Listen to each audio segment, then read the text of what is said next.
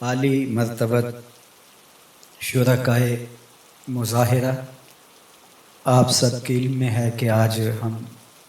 اپنا احتجاج ریکارڈ کروانے کے لیے یہاں جمع ہوئے ہیں، اور میں یہ سوچ رہا ہوں کہ ہم یہ احتجاج کس کو ریکارڈ کروا رہے ہیں۔ عالمی ضمیر تو مردہ ہو چکا ہے، اقوام متحدہ اور سلامتی کونسل یہ باندیاں ہیں عالمی طاقتوں کی۔ اپنے حکمرانوں کو جو قوموں کے بڑے ہوتے ہیں ان سے کہا جاتا ہے، اپنے جذبات کا اظہار کیا جاتا ہے۔ اب ان سے ہم کیا کہیں، وہ خود اعلی کار ہیں، اور اس میں کوئی شک نہیں ہے کہ حماس کو ہاتھوں اور بازوؤں سے پکڑ کے مسلم حکمرانوں نے لٹایا ہوا ہے، اور اوپر سے یہودی ان کو مار رہے ہیں۔ اب ان سے ہم کیا احتجاج کریں اور کیا ان سے ہم شکوہ کریں۔ کبھی گفتگو کے لیے بڑے عنوان ہوتے ہیں، اور کبھی ایسا ہوتا ہے کہ کہنے کے لیے کچھ بھی نہیں ہوتا۔ تو یہ مظاہرہ ہماری غیرت کا مظاہرہ ہے، لیکن کس غیرت کی بات کریں؟ ہم اپنے گھروں میں اچھی زندگیاں جی رہے ہیں، ہم مسجدوں میں اچھے قالینوں پر نماز پڑھ رہے ہیں، اور وہ اس وقت ملبے کے ڈھیر کے اوپر بیٹھے ہوئے ہیں۔ آپ تصور کیجئے کسی گھر میں ایک مرد ہو اور سارا محلہ دلداری کرنے کے لیے اس گھر میں پہنچ جائے، تو پھر بھی ان کی ڈھارس نہیں بنتی، اور وہ عجیب بے چینی اور اضطراب میں ہوتے ہیں کہ بیٹے کی میت سامنے پڑی ہو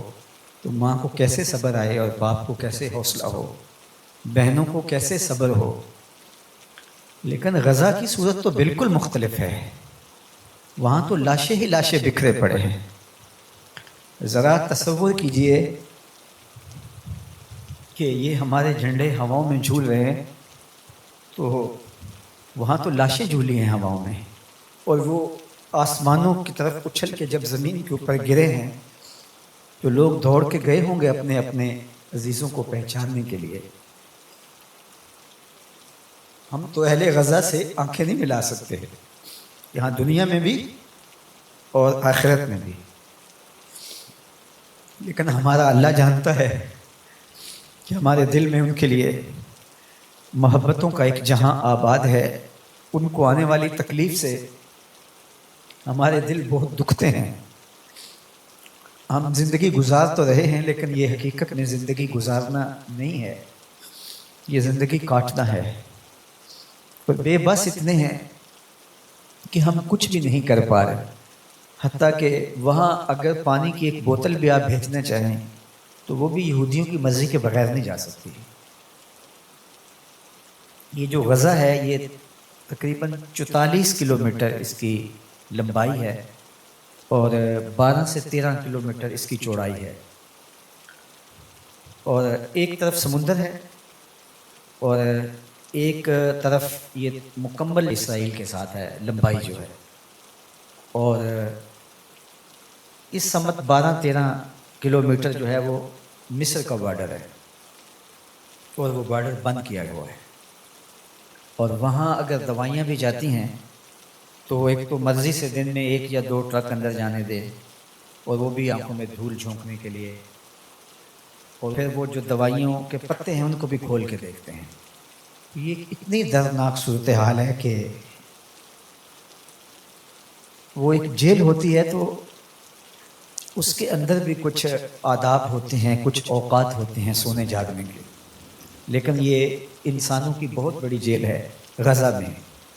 جس کے اندر انسان محصور ہیں، اور ان کا جرم کیا ہے، ان کا گناہ کیا ہے کہ وہ کلمہ پڑھتے ہیں، وہ مسلمان ہیں، بس ان کا یہی جرم ہے۔ انہی کی سرزمین انہی کے اوپر تنگ کر دی گئی ہے، اور 56-57 اسلامی ملک اس تماشے کو دیکھ رہے ہیں، اور ان کی زندگی میں کوئی فرق نہیں ہے۔ یہ احتجاج آج یہاں بھی ہوا، پورے ملک میں ہو رہے ہیں، یہ ہمارے جذبات ہیں۔ ہمارے حکمران سمجھتے ہیں یہ لوگ ہیں، آئیں گے جذبات کا اظہار کریں گے چلے جائیں گے، ہمیں کیا فرق پڑتا ہے۔ پوری دنیا کے اوپر یہی ہے، عالمی ضمیر پر بھی کوئی بوجھ نہیں ہے، ہمارے حکمرانوں پر بھی کوئی بوجھ نہیں ہے،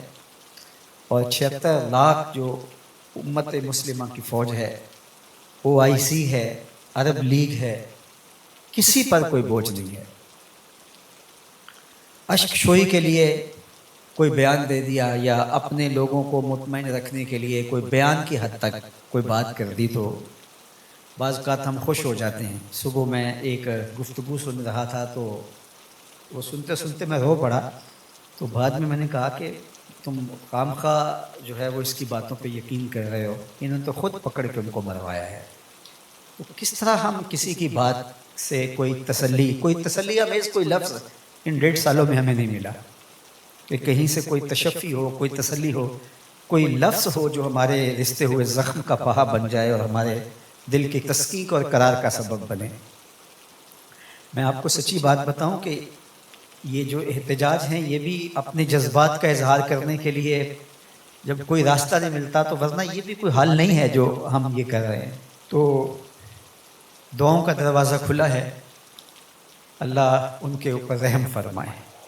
یہ جو بچوں کو ذبح کر رہے ہیں اور خواتین کی آبرو ریزی کر رہے ہیں، تو یہ مغضوب علیہم قوم ہے، اللہ کا غضب اور قہر ان کے اوپر نازل ہوا ہے، اور اصل تو آخرت کے اندر یہ اپنے کیے کی سزا پائیں گے، لیکن دنیا میں بھی ذلت اور رسوائی کا مقدر ہوگا، جلد یا بدیر اپنے منطقی انجام کو پہنچیں گے۔ اللہ ہمیں اور ہماری نسلوں کو یہ دیکھنا نصیب فرمائے، اور ان کے لیے ہمارے دل کے اندر، چونکہ یہ ایک دجالی نظام کے اعلی کار ہیں، تو ہمارے دل میں ان کے لیے کوئی اس طرح کی نرمی اور اس طرح کی رقت نہیں آنی چاہیے، کیونکہ یہ ہمارے لیے کوئی نرم نہیں ہے۔ حماس نے ان کے ساتھ جو سلوک کیا، ان کے جو قیدی تھے، وہ تاریخ کا ایک روشن باب ہے، لیکن انہوں نے جا کے ٹرمپ کے سامنے بیٹھ کے ٹسوے بہائے اور آنسو بہائے اور کہا کہ ہمارے ساتھ وہاں ظلم ہوا۔ حالانکہ ان سے اگر پوچھیں کہ تمہارے ساتھ انہوں نے کیا کیا، تو وہ تنہائی میں اور وہ اپنی انفرادی مجالس کے اندر یہی کہتے ہیں کہ ہمارے ساتھ انہوں نے اتنا اچھا سلوک کیا کہ ہم حیرت زدہ رہ گئے۔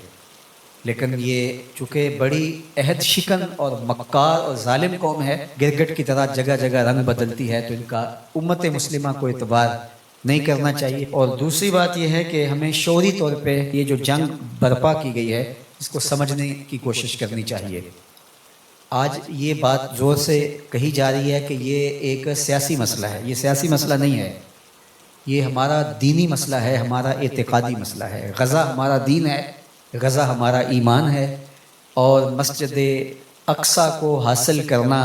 یہ ہمارے فرائض میں شامل ہے۔ ہمارے بڑوں نے، بزرگوں نے ہمیں اقصیٰ کی محبتیں سکھائی ہیں اور اس کا پیار دیا ہے، اور یہ نبیوں کا مسکن و مامن ہے، مدفن ہے، برکتوں کا محبت ہے، وحی کی جگہ ہے، ہمارا قبلہ اول ہے۔ میرے اور آپ کے آقا و مولا نے یہاں نبیوں کی امامت کروائی، اس مسئلے کو کبھی بھی نہیں چھوڑنے کے لیے تیار۔ وہ تو جہاں سے گزر گئے، ہمارے لیے وہ جگہ بھی جلوہ گاہ ہے، وہ تو حضور کی امامت کا مسئلہ ہے۔ اور تیسری بات، جو یہ احتجاج اور یہ جو مذمتی اجتماعات ہیں، میں نے عرض کیا کہ حکمرانوں سے ہمیں کبھی بھی توقع نہیں رہی، چونکہ اتنا طویل عرصہ گزرنے کے بعد ہم ان کے اگر مزاج سے آشنا نہیں ہوئے تو پھر ہم بھی انتہائی بھولے ہیں۔ یہ لوگ صرف اپنے اقتدار کے بھوکے ہیں، کوئی ان کو غرض امت سے نہیں ہے، انہیں ہم سے غرض نہیں ہے جو ہم ان کے وطن کے واسی ہیں، اور وہ تو کہتے ہیں کہ ہمارا ان کا مسئلہ ہی نہیں ہے۔ ایک ماضی کے حکمران نے کہا تھا تم نے پوری دنیا کا ٹھیکہ لیا ہوا ہے، تو